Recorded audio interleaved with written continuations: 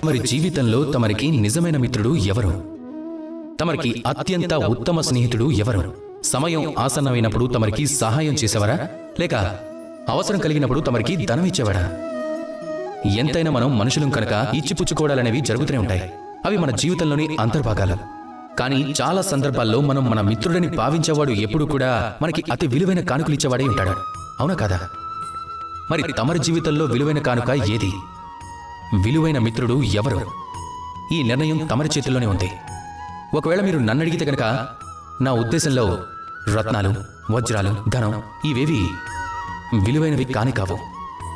విలువైనది ఒంటరితనంలో తోడుగా ఉండడం, సమయం ఆసన్నమైనప్పుడు తమరికి సహాయం చేసేవాడు, మనసు తెలిసి తగినంత ఆత్మవిశ్వాసాన్ని ఇచ్చేవాడు.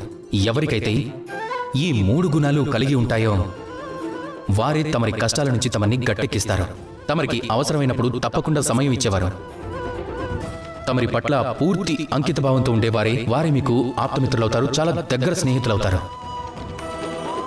ఎందుకంటే నిజం చెప్పాలంటే మైత్రి అనే పదానికి భావమే తనని తాను పూర్తిగా సమర్పించుకోవడం. అలాంటి మిత్రుడి కోసం మీరు మీ ప్రాణాలనైనా సరే ధారపోయొచ్చు. ప్రేమతో పలకచ్చు, రాధా కృష్ణ.